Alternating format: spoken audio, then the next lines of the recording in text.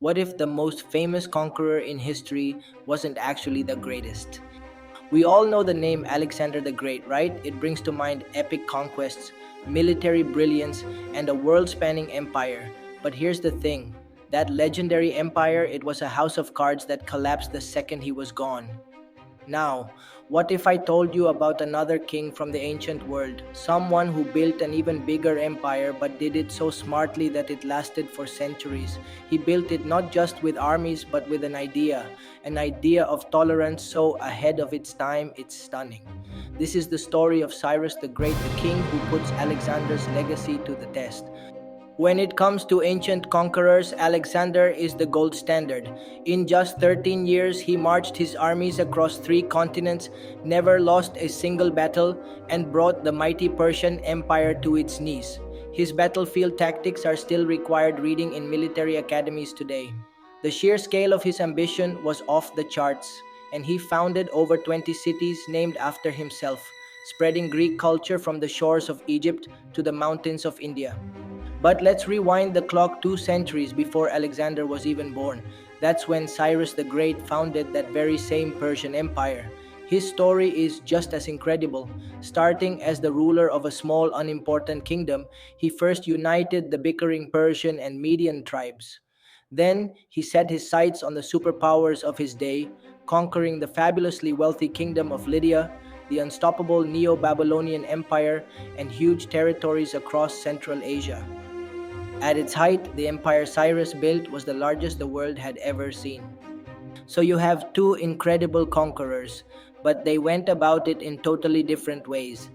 Alexander's conquests were a shock and awe campaign, unbelievably fast and brilliant. Cyrus's rise was a masterclass in both fighting and talking. Alexander was arguably the greater general. No one can deny his genius on the battlefield. But taking territory, that's just half the battle. The real trick is keeping it. And that's where these two legends couldn't be more different. Alexander's empire was, at its heart, a military occupation.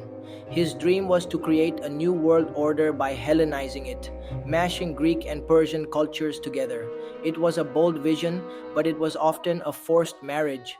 It was met with grumbling and resistance from his own Macedonian soldiers and his new Persian subjects alike.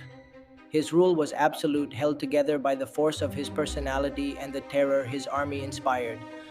But Cyrus, he played a completely different game. He wasn't just a conqueror, he was a statesman, and he governed with a principle that was practically alien for the time: tolerance.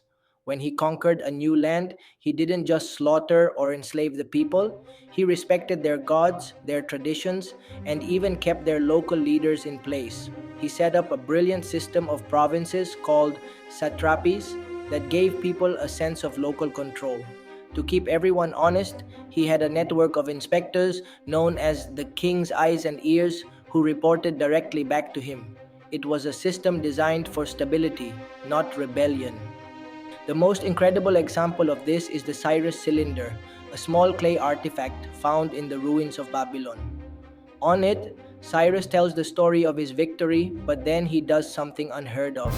He declares that all the peoples who had been forcibly relocated to Babylon were free to go home. That included the Jewish people, who he allowed to return to Jerusalem and rebuild their sacred temple.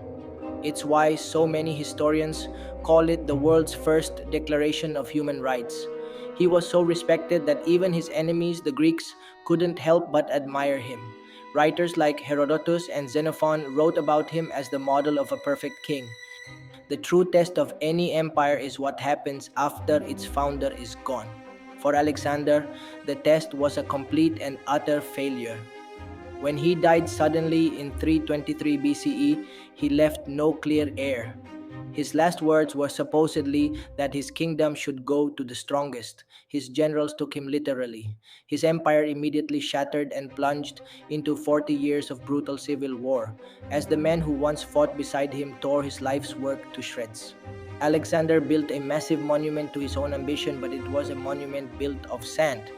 Cyrus's empire, on the other hand, was built on solid rock. The systems he put in place, that blend of central power and local respect, were so strong that the Achaemenid Empire lasted for more than 200 years after his death. It was so successful, it became the model for what a stable, prosperous empire should be. In fact, Alexander himself was a huge admirer.